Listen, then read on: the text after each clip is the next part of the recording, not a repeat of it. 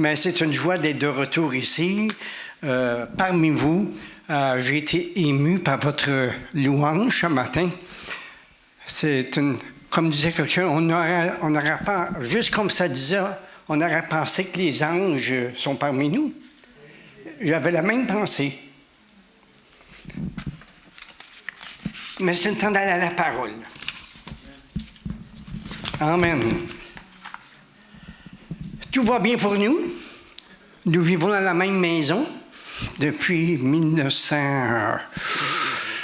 On est rendu à 2025, mais je parle de 1980 quelque chose, là, ça recule. La même auto, la même femme depuis au moins... La femme, c'est 61 ans de mariage, bientôt.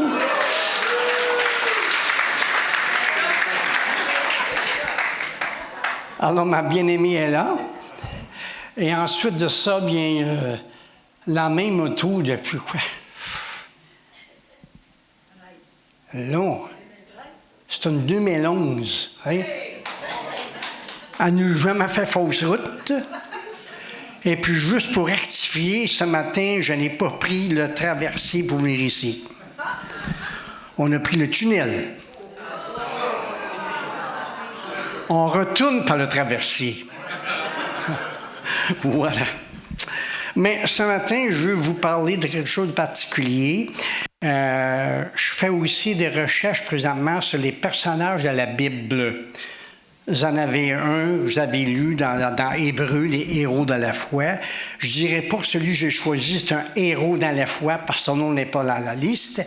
Cependant, il nous enseigne beaucoup de choses, puis malheureusement, à cause d'un ou deux épisodes de sa vie, on lui a donné une mauvaise réputation. Hein? Mais ce matin, je veux rectifier et restaurer sa réputation en tant que chrétien.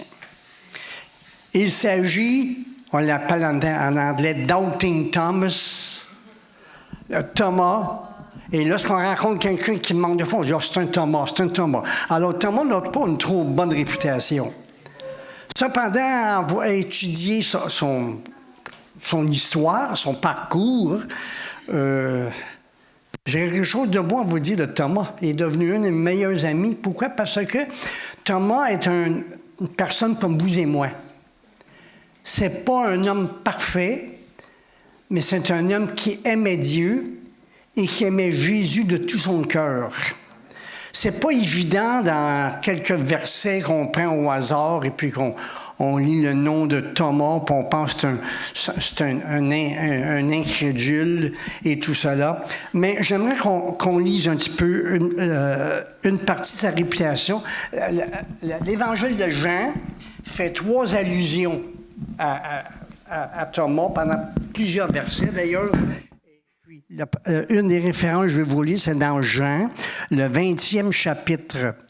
Jean, chapitre 20, et le verset 24. Oui? Alors, bon. Alors, dans le 20e chapitre de Jean, on lit ceci dans le verset 24, là où une partie de l'histoire de Thomas se trouve. Il est inscrit Thomas appelé Didyme. Ça fait partie de son passé. Didyme veut dire jumeau. Il y avait probablement un jumeau ou une jumelle à quelque part, mais la Bible n'en parle pas. Il dit juste que son nom, c'est Didyme. Okay? Assez de dire ça, c'est une pratique de français. Didyme. Okay? Bon. Alors, Thomas, appelé Didyme, l'un des 12, voilà une deuxième chose par rapport à lui, n'était pas avec eux lorsque Jésus vint. Après sa résurrection, les disciples se rencontrent pour un petit buffet, puis un des apôtres absents était Didyme, Thomas. Et puis, c'est marqué plus loin, les autres disciples lui dirent « Nous avons vu le Seigneur ». Mais il leur dit « Si je ne le vois pas de mes yeux, si je ne vois pas dans ses mains la marque des clous, si je ne vois pas, je ne peux pas mettre le doigt, okay, etc. Vous voyez le texte. Eh bien, si je ne le vois pas de mes yeux et si je ne peux pas le toucher, je ne croirai pas. Et c'est de là que vient sa réputation d'incrédule. Oui. Il faut qu'il voie pour être certain. Mais il n'y a rien de mal à ça. Dans certaines situations de ma vie, là, il a fallu que je voie pour que je croie. Je sais que la Bible dit à quelque part, « Heureux ceux qui croient sans voir ». Mais ça ne veut même pas dire qu'on doit être crédule. Hein? Et des fois, c'est important de voir. On parle de quelqu'un parfois qu'une vie transformée qu'on a connue étant dans le péché, dans la débauche. Là, on entend parler qui est un chrétien né de nouveau. Qu'est-ce qu'on va dire? Je veux voir. Exactement, Thomas. Oui. Je dois voir pour le croire, parce que c'est pas possible. Alors, Thomas, lui, la dernière fois qu'il avait vu Jésus, Jésus était mort sur la croix, puis il était enterré dans une grotte. Hein? Et puis, on y annonce que ce Jésus-là, il est venu noir, il est ressuscité. Quoi? Il n'est pas mort? Qu'est-ce qui s'est passé? Il faut que je le voie pour le croire. Voyez-vous, déjà, notre opinion, mon opinion de Thomas a changé. Il n'est pas si fou que je pensais qu'il était. Hein? Alors, je veux restaurer sa réputation, car il est un homme de foi. Puis il est un homme comme moi et toi. Hein? Il y a 3 épisodes dans la vie de Thomas qu'on retrouve dans l'Évangile de Jean. Les autres apôtres, comme Matthieu et Marc, le mentionnent dans la liste des 12 apôtres, mais sans aller plus loin avec lui. Mais Thomas, que Jean appelle souvent Didyme, on retrouve trois histoires sur Thomas. La première fois qu'on entend parler de lui, c'est dans le chapitre 14, toujours dans Jean, parce que c'est dans Jean qu'on va lire ce matin. Et dans Jean, le chapitre 14, il est écrit ceci. Oui? Alors, pour vous qui avez les noms de Jésus-Christ écrits, les mots de Jésus écrits en rouge, c'est en rouge, OK? C'est juste un addon. Mais chapitre 14, Jésus a rassemblé ses disciples. Puis là, il leur fait des promesses. Il parle d'un beau royaume qui s'en vient. Il parle de maison qui est en train de construire pour eux et tout ça. Puis c'est marqué dans le verset 1 que votre cœur ne se trouble pas. Croyez en Dieu et croyez en moi. Il y a beaucoup de demeures dans la maison de mon Père. Et comme il parle, c'est parce que c'était apparemment déjà romancé. Hein? Il y en a déjà des maisons. Il y a beaucoup de maisons dans la maison de mon Père, beaucoup de demeures. Et puis, dans la maison de mon Père, sinon, je vous l'aurais dit, car je vais vous préparer une place. Okay? On connaît le reste. Donc, si je m'en vais et vous préparer une place, je reviendrai et je vous prendrai avec moi. Et là où je suis, vous y serez aussi. Et oui, je vais, et où je vais, vous en savez le chemin. On arrête un instant. Des belles promesses de Jésus. Hein? Des promesses d'une belle maison, un château, un condo céleste. Ou quoi qu'il faut être un petit peu contemporain des fois, c'est la même chose. Alors, oui, ça va briller, ça va être en or. Et puis, la meilleure promesse, j'en fais une pour toi, dit-il. Une deuxième promesse, si je la fais pour toi, c'est parce que je veux que tu viennes habiter avec moi. Hein? Une autre belle promesse, c'est que je vais revenir moi-même te chercher pour qu'on puisse vivre ensemble pour l'éternité. Une autre belle promesse. Il ne dit pas, vous allez mourir, vous allez vivre avec moi pour l'éternité. Puis là, Thomas, il écoute tout ça, puis hey, c'est bien trop beau pour être vrai. Hein, on a souvent dit ça, nous autres, c'est bien trop beau pour être vrai. Ça se peut-tu? Mais savez-vous, c'est pas tellement les promesses, et c'est ça que j'aime de Thomas, c'est pas tellement les promesses que Jésus a fait qu'il a ébloui. Il a demandé une question. C'est bien beau tout ça, Seigneur, mais si je ne sais pas quoi faire de me rendre là, à quoi ça sert? C'est ça qu'il a dit. Hein? Dans le verset 5. Hein? Il dit, et Thomas lui dit, Seigneur, nous ne savons pas où tu vas. Hein? Comment savons-nous, pourrions-nous savoir le chemin? Et vous et moi, c'est ça qui nous intéresse. C'est beau de savoir que le salut, le pardon, nous est accordé, mais comment qu'on fait pour le recevoir? C'est ça que mon frère Robert, qui est décédé, qui ne voulait rien savoir, en tout cas, de l'Évangile. On avait des arguments religieux ensemble, mais il ne voulait pas savoir grand-chose. Un jour, j'avais dit, écoute, je vais te faire une promesse, si tu donnes ta vie à Jésus, là, tu vas avoir le salut, là, eh bien, le pardon, puis vie pour l'éternité. Voici ce que tu dois faire. Puis là, il ne voulait rien savoir. Son cœur n'était pas ouvert à ce moment-là. Mais un jour, il devient malade. Et puis, même à l'article de la mort, il m'appelle. Puis il me dit, moi, j'étais à Drummondville, lui était à Montréal. Tu viens de me voir à l'hôpital. Il y en avait pour quelques jours. Puis là, quand je vais le voir rapidement, parce que j'avais le sentiment que c'était la dernière fois que j'allais peut-être le voir. Et puis, à ce moment-là, quand j'entre dans la chambre, tout de suite, sans dire bonjour, salut, comment ça va, il dit, c'est l'affaire que tu me dis, là, si je voulais aller, là, avoir la vie éternelle, là, mais moi, je veux savoir quoi faire pour y aller. Hein? Voilà. C'était pas plus compliqué que ça. Absolument, mon frère, oui. Alors, et puis là, Jean-Deck et moi l'avons emmené à la repentance ce jour-là. Hein? Il a prié avec nous. Après ça, il dit, écoute, m'a cancellé mon curé, je veux que ce soit toi qui fasse mon service. Oh! Puis c'est pas fini. Il dit, je veux que tu leur dises ce que tu me dis, pour qu'eux autres aussi, ils puissent le savoir. Hein? Mais c'était une bénédiction. Puis moi, j'avais le beau jeu, hein? C'est pas moi qui leur prêchais, c'est Robert qui leur prêchait. À chaque fois que j'arrivais dans quelque chose de sa vie ou de l'Évangile, je disais « Robert Fadir, c'est là. »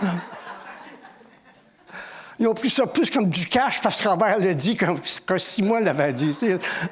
Alors, le Seigneur m'avait placé dans... C'est que si tu dis à un frère ou à des gens que tu ne connais pas, à part que souvent, mais Robert fait dire que si vous voulez lire, etc., etc. Alors, je m'identifie avec Thomas pour sa question. C'est bien beau tout ça, ces belles promesses-là, là.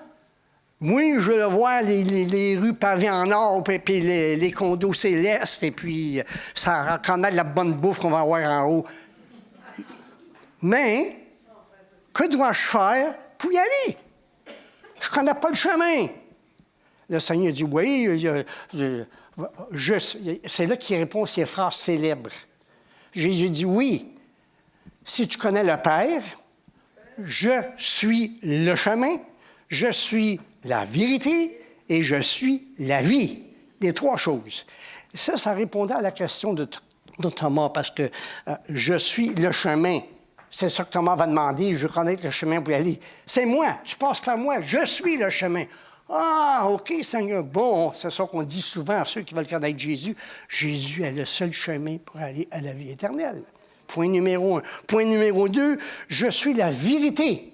En d'autres mots, là, quand je te fais des promesses, Thomas, ce n'est pas des paroles en l'air. Ce n'est pas un charlatan qui te le dit. Ce n'est pas un petit Joe connaissant qui te le dit. Je te dis que je suis la vérité. Alors, quand je te promets le ciel, tu vas avoir le ciel. Quand je te promets ceci, tu vas l'obtenir parce que je suis la vérité. Ça répondait à la deuxième question de Thomas. Troisièmement, je suis la vie. Oui, parce que la vie, Thomas, que je t'offre, ce n'est pas une vie temporaire, c'est une vie éternelle. Quand je t'ai promis on va vivre ensemble pour toute l'éternité, c'est vrai. Tu peux me croire, parce que je donne la vie à qui désire la recevoir. Je suis le chemin, la vérité et la vie. Et c'est de là viennent ces paroles-là, la réponse à cause de la question de Thomas. Okay? Alors, Thomas, ce n'est pas un incrédule. Il veut juste savoir. Il veut comprendre. Tant qu'à suivre Jésus, il veut le suivre de façon concrète et correcte. Tant qu'à suivre Jésus, il veut être certain qu'il est dans le bon chemin, c'est la bonne façon de faire. Et Jésus lui a dit, « Je suis le chemin et la vérité. » Alors, vous voyez, Thomas, c'est quand même un homme que j'apprécie parce que le Seigneur se servit de lui pour me donner une réponse par rapport à notre conversion, à notre chemin, par notre bénédiction. Alors, c'est bien beau tout ça, il me semble qu'il dit. Thomas est le genre pragmatique, lui. C'est beau avoir des visions, etc. Mais on se fait apprendre des choses. Là, si on va sur l'Internet, on va sur le web, on se voit promettre de belles choses. Mais Thomas était pragmatique, était terre à terre. C'est bien beau tout ça. Mais si je ne sais pas quoi faire pour y aller, à quoi ça me donne? Okay? Alors, quand vous entendrez quelqu'un vous faire des belles promesses, là, surtout sur l'éternité, c'est écris-moi, en retour de 50 $, m'a donné, je te promets ci, promets cela, promets cela. OK. Mais ils ne sont que des hommes, ils font de belles promesses, ils font plus d'argent, puis ça ne donne absolument rien. Okay? Mais Jésus, lui, il te fait des promesses qui sont stables, qui sont sûres et certaines. Puis il y a des millions de personnes dans le monde qui ont reconnu Jésus comme étant le chemin, la vérité et la vie. À cause de Thomas. Hein? Je l'aime, ce Thomas. Je l'aime encore plus avec les autres exemples que je lui donne. Hein? Alors, poser des questions à Jésus ou à sa parole, là, ça ne veut pas dire que tu remets en cause sa parole. Oh, je ne peux pas poser des questions à Jésus, il va me prendre pour un incrédule.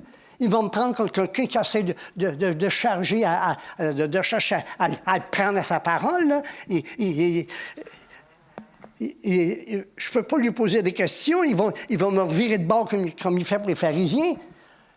On n'ose pas poser des questions. Parce qu'on passe pour quoi?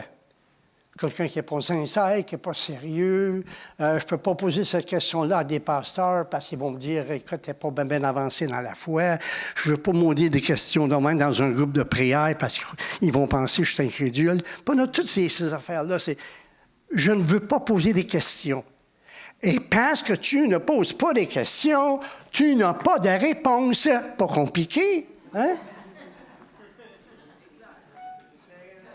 Alors, poser des questions à Jésus, ça ne veut pas dire que tu remets en cause sa parole et que tu remets en cause ses promesses. Ça ne veut pas dire non plus que tu ne dois pas être gêné de questionner ou craindre d'être jugé ou pris pour un incrédule. Absolument pas. Pose-en des questions. Hein? Et tu vas avoir une réponse. Parce que Jésus donne toujours la réponse, d'une façon ou d'une autre. Profite de lui. J'étais à l'école, j'étais un gars qui posait beaucoup de questions. Moi, c'était bien beau ce que la prof, surtout la prof disait, là. Et puis j'en posais des questions parce que je voulais apprendre. C'est pas parce que j'étais incrédule. Je voulais apprendre. À un moment donné, elle me dit « Stop asking so many questions! » Arrête de me poser tant de questions. Parce que je voulais apprendre la matière. Et puis, ça m'a rendu où je suis aujourd'hui. Mais je pose encore des questions. Pourquoi? Parce que je veux savoir bien faire les choses qu'on me dit, qu'on m'enseigne et qu'on m'exhorte. Amen. Des fois, les réunions, comme le dimanche, ne sont pas toujours l'endroit idéal parce que tu poses une question, tu ne sais pas qui c'est qui est là, tu ne sais pas comment la question va être perçue ou tout ça. Ou des fois, je suis gêné, je peux me poser... Je ne la posais pas comme il faut la question, alors on m'a regardé ma timidité, ma gêne, puis je ne dirais rien. Mais en ne posant pas de questions, on n'avance pas dans la foi. En ne posant pas de questions, on reste ce que nous sommes sans voir comment que Jésus peut accomplir des choses dans ta vie. Alors, c'est bon d'avoir des doutes. C'est bon d'avoir un petit peu d'incrédulité. C'est bon d'avoir un petit peu de doute comme Thomas avait. Mais c'était pour mieux apprendre, c'était pour mieux savoir. Et c'était sans gêne, il posait des questions parce qu'il savait que Jésus allait lui répondre, simplement. Maintenant, on va aller dans le deuxième épisode de Thomas. Toujours dans Jean, mais cette fois-ci, le chapitre 11. Okay? Et dans le chapitre 11, on commence au verset 11. Elle est formidable, celle-là. Sans doute que Thomas est un petit peu ressemblent à rien des autres. Ce n'est pas du tout le cas. Dans le verset 11, chapitre 11, il dit ceci. Jésus était à Galilée. Puis là, il reçoit le message que Lazare, un de ses bons amis, est décédé. Puis là, les disciples trouvaient que Jésus n'était pas bien pressé pour y aller, quand on lit juste avant le texte, et qu'ils ont dit, Jésus a été persécuté et quasiment mis à mort la dernière fois qu'il était là, quand il est allé à ce place-là, à Béthanie. Alors, si tu lis la parole de Dieu, tu vois, ça c'est arrivé, Jésus a dû partir assez rapidement. Puis là, les disciples ont dit, je pense qu'il hésite peut-être parce qu'il sait ce qui risque de lui arriver quand il va y aller. Alors, Jésus a attendu. Mais finalement, Jésus, 2 jours après, c'est pas parce qu'il avait peur qu'il dit, c'est parce que il voulait voir son Père glorifié. Alors là, il a attendu que Lazare soit plus mort pour décider d'y aller. Qu'est-ce que tu as dit? Hein? Plus mort. Plus mort, oui. Ouais, vraiment mort, là, c'est là. Bon, en tout cas, alors à ce moment-là, on voit dans le verset, chapitre 11, verset 11, après ces paroles, il leur dit, bon, Lazare, notre ami, s'est endormi. Hein? Ça, c'est mort pour Jésus, c'est endormi. Hein? C'est endormi, alors il dort absolument, etc. Puis Jésus avait parlé de... en tout cas, plus loin, et alors, c'est là que Jésus dit, et pour vous, je me réjouis n'étant pas été là, afin que vous puissiez croire, mais allons vers lui. Puis les disciples pensaient peut-être que ça allait vers la persécution ou la mort, et puis sur ce, Thomas, encore appelé Didyme, dit aux autres apôtres, allons nous aussi, afin de mourir avec lui. C'est-tu un incrédule qui dirait on va aller mourir avec Jésus? Mais il me semble que ce n'est pas Thomas. Ça nous démontre un homme qui était passionné pour Jésus. Puis une fois qu'il était convaincu, il était prêt à faire n'importe quoi, même mourir pour Jésus. Alors, parlez-moi pas d'un Thomas qui est incrédule, qui est chambranlant. Thomas était vraiment un homme de foi. Quelle déclaration, quelle détermination de passion et d'amour pour Jésus, parce qu'il est le seul disciple qui a dit « Allons avec Jésus pour mourir avec lui. » Pas pour le voir mourir, pour mourir avec lui. Hein? Et c'est ça que nous, la détermination, devons avoir comme chrétiens. Hein? Il y a eu beaucoup de martyrs dans le passé. Et puis, il y a beaucoup de persécutions même qui ont passé, puis ils vont probablement s'en venir. Mais si le Seigneur peut trouver un homme ou une femme qui va dire, « Seigneur, je vais te suivre coûte que coûte. Je vais te conduire, je vais te suivre jusqu'à la mort si nécessaire. » Comme l'apôtre Paul, comme l'apôtre Jean, comme l'apôtre Pierre, comme tous les héros de la foi que nous avons lus, qui sont morts pour Jésus. Ça, c'est un homme de foi. Ça, c'est pas un Thomas. C'est un homme qui sait où s'en va. Une fois qu'il a reçu la conviction, il a agi avec passion et puissance. Au risque de sa vie. Qu'en est-il de toi? Qu'en est-il de moi? Qu'allons-nous faire si un jour les écluses à la mort nous environnent à cause de persécutions? Allons dire, Seigneur, jusqu'au bout, je veux te suivre dans les bons et les mauvais jours, à toi pour mourir et vivre, à toi, Jésus, pour toujours. C'est à nous à décider. Okay? Mais Thomas nous enseigne que lui était prêt à mourir pour Jésus. Puis le reste de l'histoire, qui n'est pas dans la Bible, nous dit que oui, Thomas est mort, apparemment, selon la tradition. Il est mort avec une épée qui est allée dans son dos par un homme qui a voulu le tuer. Lorsqu'il était dans un pays qu'on appelle aujourd'hui l'Inde, selon l'histoire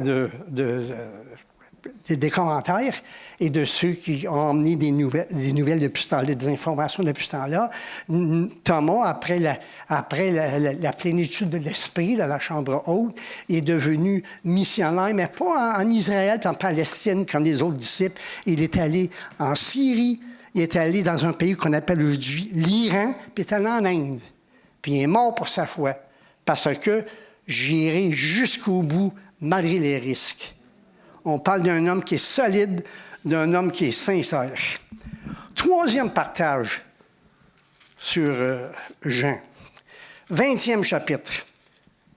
Les autres disciples lui dirent, on en avait parlé au début, « Nous avons vu le Seigneur, mais il leur dit, si je ne vois pas dans ses mains la marque des clous, si je ne vois pas son doigt à la place des plaies, et si je ne mets pas ma main dans son côté, je ne croirai pas. » Bon, c'est de là qu'il a eu la réputation que c'est un incrédule. Mais Thomas voulait voir. Thomas voulait comprendre. C'est la même sorte de question que demandait à Jésus, à ce que Jésus lui expliquait les beautés du ciel qui s'en venaient. Il veut savoir, puis il va avoir des preuves. Alors, Thomas n'était pas là. Puis là, j'ai lu certains commentaires sur quoi ils pensaient de ce verset-là. Pourquoi les commentateurs souvent vont essayer d'aller dans le profond des choses? Pourquoi que Thomas n'était pas là? Ben, parce qu'il était incrédule. Bon, mais c'est pas marqué. Il n'était pas là, mais il y en avait d'autres, des disciples qui n'étaient pas là. Je pense qu'il y en avait 4 ou 5 qui n'étaient pas là. Mais il n'était pas là parce que, c'est quand on est désemparé ou qu'on n'est pas... là, on va mettre ça là. Okay? Les commentaires bibliques que Thomas, qui sont écrits, que Thomas n'y était pas, il y en a plusieurs à cause de sa déception. Il s'attendait à un royaume, à un empereur. Mais c'était pas ça. Il était mort dans le silence total. Hein? Il a peut-être été déçu parce que le Seigneur qui avait fait de belles promesses ne semblait pas les accomplir. Il était peut-être là à cause d'une tristesse. Ou quand quelqu'un meurt autour de toi, quelqu'un qui est pas, que je t'apprécie, ça te tente. Des fois, tu es tout seul, l'isolation, essayer de reprendre ton humeur, de reprendre des forces et tout ça. Alors, c'est pas nécessairement vrai que Thomas n'était pas là parce qu'il ne croyait pas. Ça m'arrive, moi, des fois, je ne veux pas voir personne. Tu sais, je fais le domaine, je reprendrai mon humeur plus tard. On a tous vécu ça à un moment donné. Ça ne me tente pas d'être là. Oui, il y a une bonne réunion qui s'en vient. Oui, mais ça ne me tente pas d'être là. Je n'ai pas abandonné Dieu, je n'ai pas abandonné la foi. C'est juste que ça roule dans ma tête. Il y a toutes choses qu'il faut savoir, puis il faut que j'éclaircisse ça. Puis ça ne me tente pas, mais j'irai la prochaine fois. Oui? C'est très humain comme réaction. Oui? Tous les chrétiens que je connais, ou presque, ils disent tout, je prends un break. Malheureusement, des fois, les breaks durent plus longtemps qu'ils devraient durer. Hein? Après 6 mois, c'est plus un break. Hein? C'est un abandon. Hein? En tout cas, Thomas n'était pas là. Mais Jésus, le sachant, il s'est dit, moi, il donne une deuxième chance. Il veut croire vraiment. Alors, la deuxième fois que Jésus apparaît à ses disciples, Thomas était là. Parce que les disciples ne l'avaient pas abandonné. C'est notre frère, on va l'inviter pareil. Là. C'est pas parce qu'il n'est pas venu dimanche passé qu'on le laisse tomber. Hein? Il y a beaucoup de bonnes choses qui sont enseignées dans ce texte-là. Donc, je n'ai pas le temps de le partager, mais Thomas était présent la deuxième fois. Okay? Si tu as des amis que tu penses qu'ils ont abandonné, qui ne sont plus là, vraiment là, etc., puis qui aiment l'Église, puis qui aiment Jésus, puis qui ne sont pas là, pour un dimanche ou deux, ça peut aller, mais le Seigneur te demande de l'inviter à nouveau. C'est marqué qu'ils l'ont invité, Thomas, puis il est venu. Hein? Puis là, Jésus était là pour lui parler spécialement. Et c'est pour ça que Jésus a dit, regarde dans mes yeux, dans mes mains, les palmes. Et il a tout vu que c'est qu'il voulait voir. Et il lui a parlé. Puis qu'est-ce que Thomas dit en réponse? Mon Seigneur et mon Dieu. Amen. Thomas voulait juste avoir des preuves. Et nous, aujourd'hui, on est exposés à toutes sortes de prophètes ou de soi-disant prophètes et apôtres. Tu ouvres une page web, là, c'est épouvantable, les affaires qui se disent. Il y en a qui veulent être corrects. Mais si ce n'est pas basé sur la parole, j'ai raison d'avoir des doutes. Même si c'est un individu que je ne connais pas et a l'air à vouloir dire des bonnes affaires, j'ai le droit d'avoir des doutes. Si je lis quelque chose qui me semble un petit peu de même, tu as probablement raison d'avoir de même. Hein? Probablement raison. Parce que dans notre nature, on veut voir avant de croire. Nous sommes tous comme ça. On ne veut pas tomber dans un panneau, On dit souvent, c'est trop beau pour être vrai. C'est pas c'est trop beau, hein? Pour être vrai. Hein? Alors, Thomas était de celui-là. Thomas voulait être certain. Il disait croire, mais ne veut pas être incrédule, mais il ne veut pas être crédule non plus et gober n'importe quoi. Hein? C'est normal comme réaction humaine. Jésus va se prouver comme il l'a fait. Les apôtres, l'apôtre Paul le dit plus tard, « Je sais en qui j'ai cru ». C'est ça dans la vie chrétienne, mes frères et sœurs. Il faut savoir. Et tant qu'on ne sait pas, il faut poser des questions, il faut lire la parole, il faut demander à nos meilleurs amis qui connaissent Dieu. Je sais en qui j'ai cru. Parole de conviction. Lorsque Thomas a su, il a dit, « Mon Seigneur, c'est lui. Mon Dieu, c'est lui. » Parce qu'il savait. Maintenant, il l'avait vu de ses yeux. Les apôtres, en prêchant la parole, et Pierre et Paul ont dit, maintenant, nous avons vu de nos propres yeux les miracles, les guérisons sont produits, nous l'avons vu. Et c'est à cause de ça qu'il était inébranlable face à la persécution qui venait. Il savait. Alors, il y a un danger de suivre n'importe qui sans preuve d'intégrité, qui n'a pas de preuve d'intégrité, qui n'a pas d'honnêteté, que tu ne connais pas son histoire de fiabilité. L'apôtre Paul dit dans Romains, ils se sont donné une foule de docteurs afin de trouver quelqu'un qui va leur faire plaisir par ses paroles. Oui? On n'a pas besoin d'une foule de docteurs. On a besoin du seul et véritable qui s'appelle Jésus. Les restes, ceux que nous connaissons, on l'a suivi, on le sait, on l'a connu, nous vivons pour lui. Mais le véritable docteur, le médecin des cœurs, le médecin des corps, c'est Jésus-Christ. Amen. On peut trouver toute sorte une foule de docteurs sur les réseaux sociaux, sur l'Internet, dans les livres qui sont offerts, qui se vendent, dans les belles promesses. Mais l'apôtre Paul dit, vous avez demandé des preuves d'un apostolat. Et c'est là qu'il dit toutes ces affaires qui lui ont été, qu'il a vues et qui ont servi comme preuve. Alors, Jésus veut se prouver comme il a fait à plusieurs. Et je reviens à la parole. Ça fait des années et des années que je lis la parole de Dieu. Je me souviens, dans les tout débuts, mon père voulait que je lise, que je connaisse la parole, parce que je ressentais dans mon cœur qu'un jour, j'allais être un proclamateur de sa parole. Et j'ai eu cette conviction-là quand j'avais 14 ans, mais même avant, là, la parole m'intéressait. Et puis, donc, je lisais, mais mon père voulait que j'abandonne pas en chemin. Un jour, il me dit, nous sommes le 1er janvier, on fait un deal, on fait un arrangement. Le premier entre nous deux qui lit la Bible au complet va avoir une petite récompense. Et puis, je lisais l'Ancien Testament chez nous, j'amenais le Nouveau Testament à l'école, je mettais ça dans ma poche, puis quand la prof gardait pas, je l'ouvrais. Je voulais aller plus vite. Je voulais gagner. Hein? Il y avait un cadeau au bout. Hein? Alors, j'ai fini, imaginez, le 28 février. 2 mois. Ah ouais, j'ai pas lu pour comprendre et pour savoir. Non. Je lisais des choses, je disais, oh, c'est intéressant, ça va faire que j'y revienne. Je mets un petit papier dedans, moi, revenir, tu sais, là. Mais cette première fois-là, c'était simplement pour gagner une course. Hein? Et j'ai pris tous les moyens possibles, coucher tard, amener le petit Nouveau Testament dans ma chambre, ouvrir la lampe, lire. Puis mon père, quand je lui dis, mon père dit, tu m'as battu, il me restait 2 chapitres à lire, tu sais. Je pense qu'à la fin, il s'était ralenti. Je pense que c'est pour me laisser gagner, mais quand même, ça a valu la peine, parce que quand je l'ai lu, un survol très rapide, j'ai dit, c'est intéressant ça, il va falloir que j'aille moins vite la prochaine fois.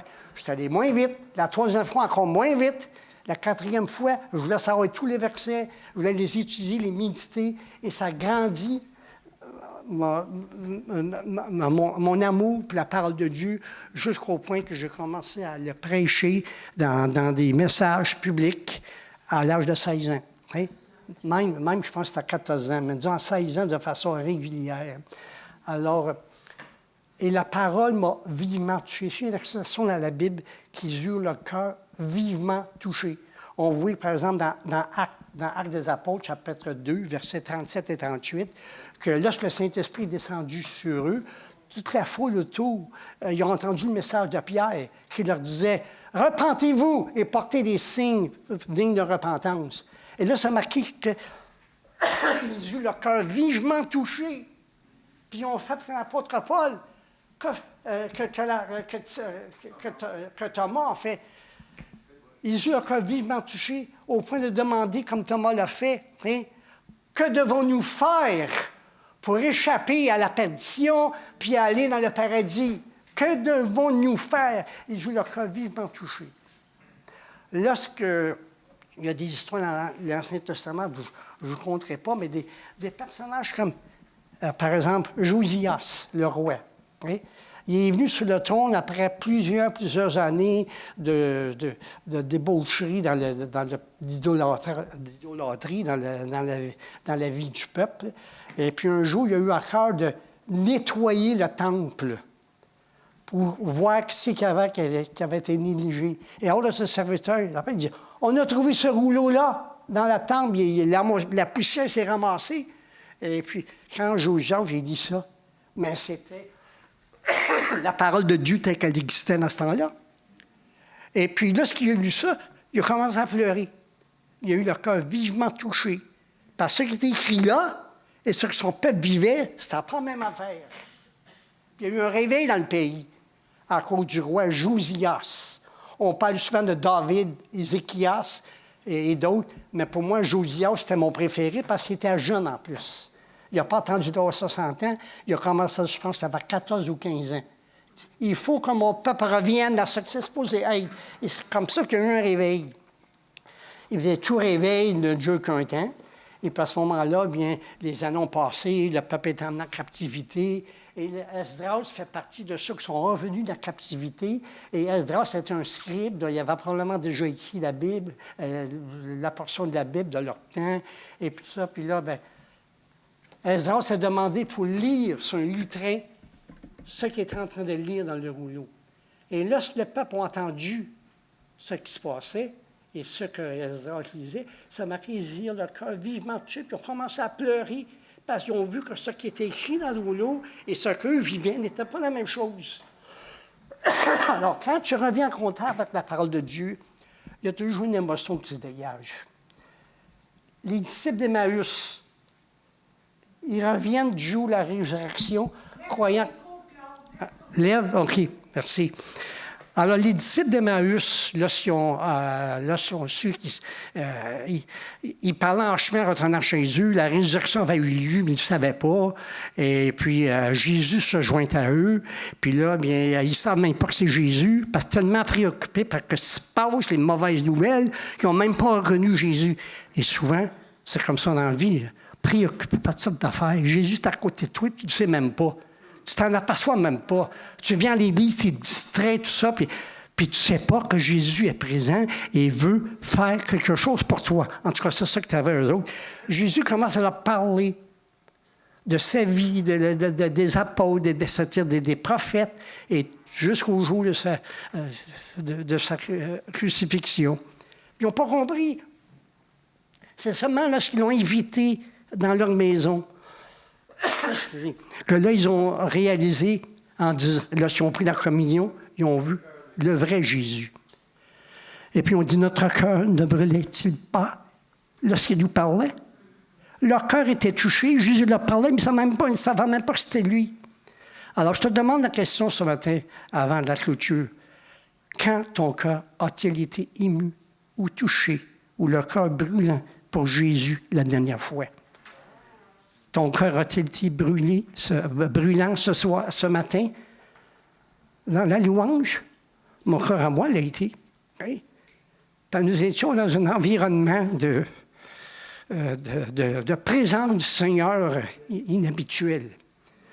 Je ne sais pas si c'est comme ça pour vous, mais pour moi, c'est un petit peu différent et tellement apprécié de voir la présence des anges parmi nous durant que nous rassemblés en frères et sœurs. On avait l'impression que les anges chantaient avec nous. Et c'est vrai, j'avais la même impression moi-même.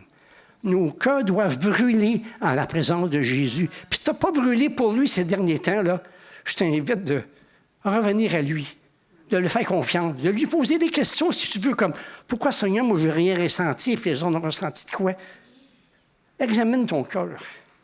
Regarde à Jésus. Pose-lui des questions. Fais ton Thomas et tu vas recevoir des réponses. Seigneur, je veux savoir. Je veux comprendre ta présence. Comment ça se passe dans ma vie? Pourquoi ça se passe comme ça? J'ai besoin de toi, Seigneur. Viens à mon secours. Donne-moi la réponse aux questions que je te demande. Et Jésus va le faire. Jésus va le faire. Alors, c'est là-dessus que je veux conclure, mais je veux que vous puissiez partir aujourd'hui en disant, je dois à nouveau que mon cœur soit brûlant pour le Seigneur. Je veux être ému par sa parole. Je veux être ému quand je suis dans sa présence. Ça ne veut pas dire que vous allez pleurer de joie à chaque fois, parce qu'on n'est pas de ceux que il faut que j'aie ta présence, je ne ressens pas de quoi aujourd'hui, je lâche, je ressens. Non, on n'est pas comme ça. Mais on passe par des crises spirituelles des fois. On passe par des petits moments là, où c'est pas trop fort pour nous. On a moins le goût d'aller à l'église, moins le goût de rencontrer des frères et des sœurs. Tu veux faire la grasse matinée le dimanche matin parce que ça ne te tente pas. Il y a toutes sortes de raisons. Hein? Examine ton cœur. Pose des questions à Jésus. Sois comme Thomas. Je veux savoir afin de mieux servir. Et Jésus te dira, je suis le chemin, la vérité et la vie. Amen. Je veux vous bénir.